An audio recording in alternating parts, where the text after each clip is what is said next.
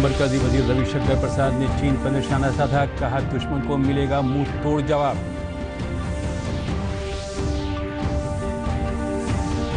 Patna high court ने 94,000 असातिज़ा की बहाली पर 4 सितंबर तक रोक लगाई।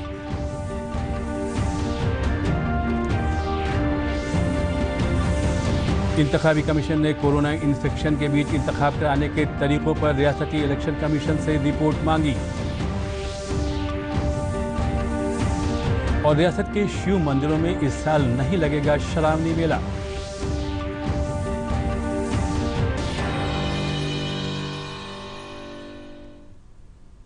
आदाब और अब खबरों की तफसील।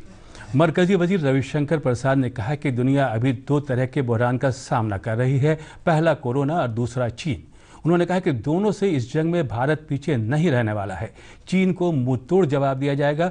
जनाब प्रसाद ने कहा कि भारत अमन चैन को पसंद करता है, लेकिन कोई आंख दिखाएगा तो हम डरने वाले भी नहीं हैं। वसुधैव कुटुंबकम में विश्वास करता है, लेकिन जैसा हमारे प्रधानमंत्री जी ने कहा, अगर भारत के साथ कोई आंख मिलाएगा तो भारत आंख मिला के जवाब देना भी जानता है, समझना चाहिए। हमने सबों के साथ दोस्ती का हाथ बढ़ाया, लेकिन अगर चीन के लोगों ने जबरन लद्दाख में दबाव बनाने की कोशिश की, जो लाइन ऑफ एक्चुअल कंट्रोल है, जो एलओसी है, तो उसके संधि का अतिक्रमण कर आगे आने की कोशिश की, तो हमारे जवानों ने जबरदस्त जवाब भी दिया।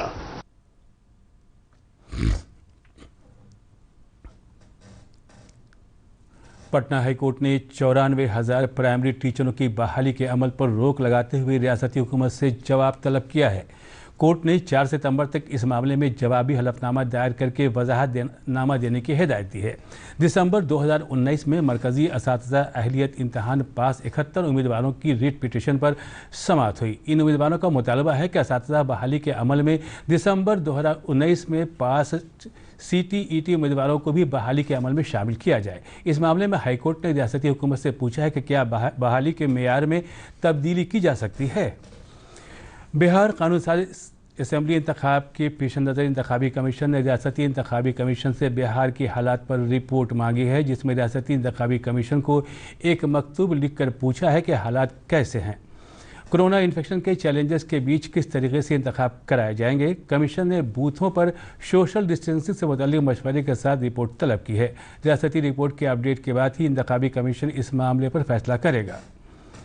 रियासत में कोरोना मरीजों की तादाद 10,000 से तजावुज़ कर गई है। पटना में 95 समेत रियासत में 217 नए कोरोना मरीज पाए गए हैं।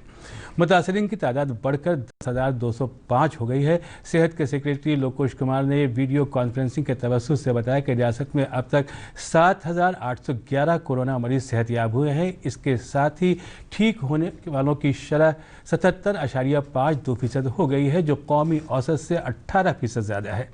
उन्होंने बताया कि रियासत में अब तक 1056 कंटेनमेंट जोन हैं, जबकि 216 कंटेनमेंट जोन में गुज़श्ता 28 दिनों से कोई मामला नहीं आने के सबब उन्हें ख़त्म कर दिया गया है। वैसे हैं जहां 28 दिनों से कोई केस नहीं मिला, जिसकी वजह से वे containment zone denotify district authorities द्वारा किए जा चुके हैं। सहरसा जिले के नौहट्टा ब्लॉक वाक़े FCI अनाज गोदाम में रखी गई दाल में पानी मिलाने का मामला सामने आया है। इंतजामिया की सर्दमोहरी और मुनाफाखोरों की वजह से गरीब आवाम इस दाल से महरूम रह गए। जो दाल गरीबों का पेट भर सकती थी, वो दाल अब ख़राब होकर कचरे के ढेर में तब्दील हो गई है। एक रिपोर्ट। दाल में लगा फंगस, FCI गोदाम में डाला गया पानी, गरीबों को मिलने से पहले ही खराब हुई दाल थाली में आने से पहले छिन गया निवाला। ये वीडियो है सहरसा जिले के नौहट्टा FCI गोदाम का, जहां सैकड़ों क्विंटल दाल रखी गई है गरीबों के बीच बांटने के लिए, लेकिन उससे पहले ही इन दालों में फंगस लग चुका है। दालों की ये हालत पानी डालने से हुई है। जानबूझकर मुनाफाखोरों ने दाल का वजन बढ़ाने के मकसद से इसमें पानी मिला दिया, ताकि ज़्यादा से ज़्यादा मुनाफा कमाया जा सके। लेकिन अब लोगों ने इस दाल को लेने से इनकार कर दिया है।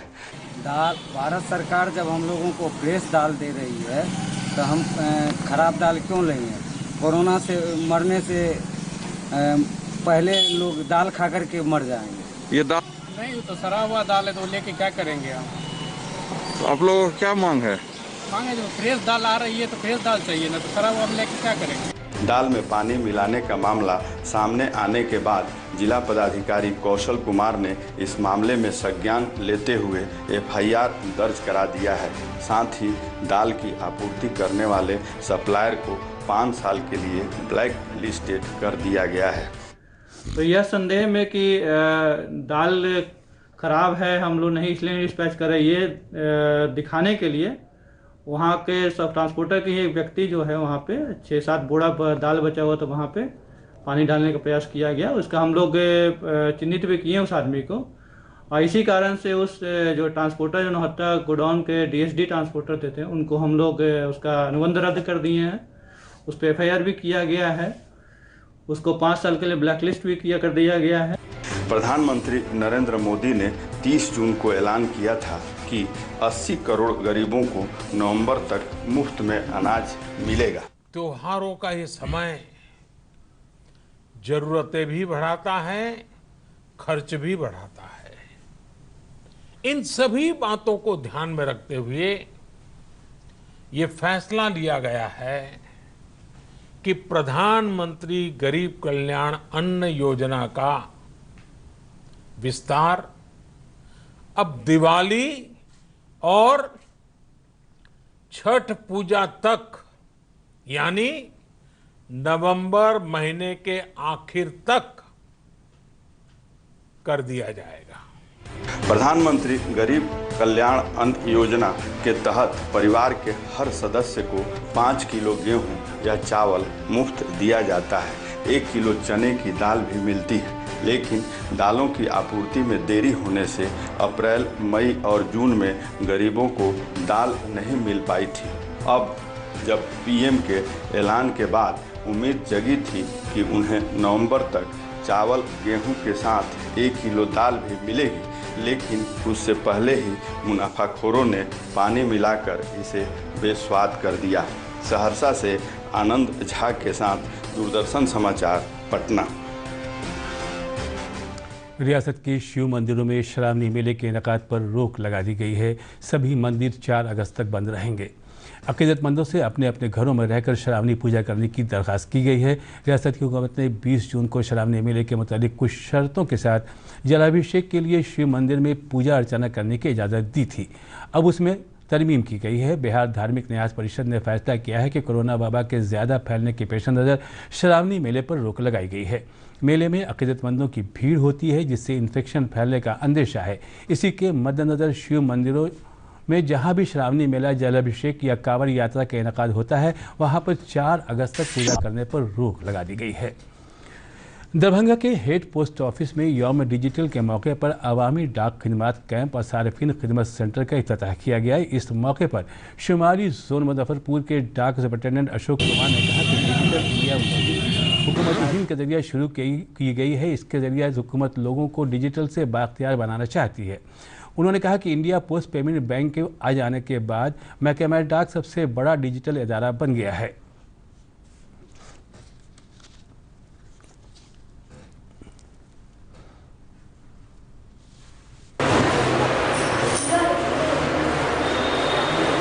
इस सारे बैंक डाकघर के माध्यम से आपके एक द्वार, कोई बैंक में खाता हो, आपका सिटी बैंक में खाता हो, विदेशी बैंक में खाता हो, इंडिया में स्टेट बैंक में हो, प्राइवेट कोटक बैंक में हो, HDFC का बहुत ज़्यादा ट्रांजैक्शन होता है जो इंडिया का सबसे प्राइवेट सेक्टर का बड़ा बैंक है, ICICI बैंक में हो। अगर किसी आदमी ने कोई खाता खुलवा रखा है और उसने आधार उसमें एज ए अपना KYC में दिया है, उसको घर में हम पहुंच करके 10,000 रुपए तक रोज का पेमेंट कर सकते हैं। सारण जिले के बेलावा के रेल पहिया कारखाने में गुज़श्ता सब अचानक धमाका हो गया, जिसमें 4 लोग जख्मी हो गए। मुशाहिदीन का कहना है कि कारखाने में गर्म अशिया क्रेन से नीचे गिर जाने से बने भाप से जोरदार धमाका हुआ, जिससे कारखाने में अफरा तफरी मच गई। धमाके में कारखाने के शेड तबाह हो गए। हादसे में senior section engineer Pramod Kumar, crane operator के अलावा 2 मजदूर जख्मी हो गए, जिन्हें पटना रेफर कर दिया गया है। फिलहाल इस पूरे मामले की जाँच की जा रही है।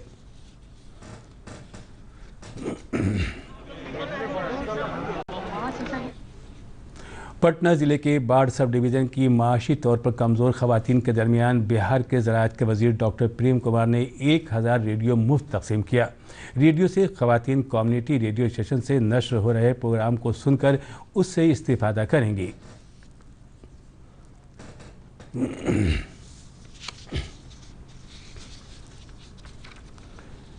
दोनों सरकार का जो पहल है किसानों के लिए वो जन जन तक पहुँचे, हर घर तक उनका संदेश पहुँचे, सरकार की योजनाओं की जानकारी हो, इसीलिए हम रेडियो को सांकेतिक तौर पर 1000 लोगों को वितरण किया जाएगा। उसमें 5 आज हम मतलब सांकेतिक तौर पर इसलिए दे रहे हैं कोविड-19 की वजह से, ताकि मैं देख रहा हूँ कि बड़ी जो मतलब भीड़ लगाना 1000 आदमी को जहाँ था नहीं जा करके, इसीलिए हमें सावधानी बरतते हुए, दूरी बनाते हुए, और हमारी जो किसान महिलाएं जो आई हैं, बंधु जो आए, भाई बहन जो आए हैं जा करके, उनको पारी पारी हम बुलाएंगे और उनको हम वितरण करने का काम करेंगे। Indira Gandhi national open university में जुलाई सेशन के लिए दाखिले का अमल शुरू हो गया है। ये दाखिला 5 जुलाई से लेकर 31 जुलाई तक चलेगा। इस सिलसिले में जानकारी देते हुए इग्नू के रीजनल डायरेक्टर अभिलाष नायक ने बताया कि नए कोर्स में ऐसे सब्जेक्ट को जोड़ा गया है जिसकी पढ़ाई ऑनलाइन के तवस्सुत से होगी, जिससे बच्चे किसी भी शबे में इंटरनेट के तवस्सुत से तालीम हासिल कर सकेंगे। इसमें एडमिशन हो रहा है और एक बात हमें बताने में खुशी हो रही है कि आपका ऑनलाइन प्रोग्राम हुआ, 15 प्रोग्राम जो कि ऑनलाइन हो गए हैं, सर्टिफिकेट से लेकर पीजी प्रोग्राम तक। ऑनलाइन प्रोग्राम में सबसे फ़ायदा ये रहेगा कि बच्चा देश में किसी भी कोने में हो तो ऑनलाइन प्रोग्राम में एडमिशन ले सकता है। वहाँ उस एरिया में स्टडी सेंटर हो या ना हो, उसमें कोई फ़र्क नहीं पड़ता उसको। तो दिल्ली से उसको डायरेक्ट सपोर्ट मिलेगा इन सारे प्रोग्राम।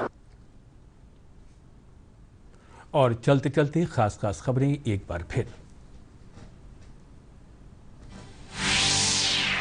मरकजी वजीर रविशंकर प्रसाद ने चीन पर साधा निशाना, कहा दुश्मन को मिलेगा मुंह तोड़ जवाब।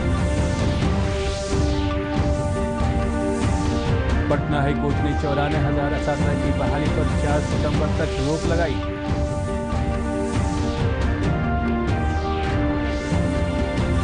इंतखाबी कमीशन ने कोरोना इन्फेक्शन के बीच इंतखाब कराने के तरीकों पर रियासती इलेक्शन कमीशन से रिपोर्ट मांगी।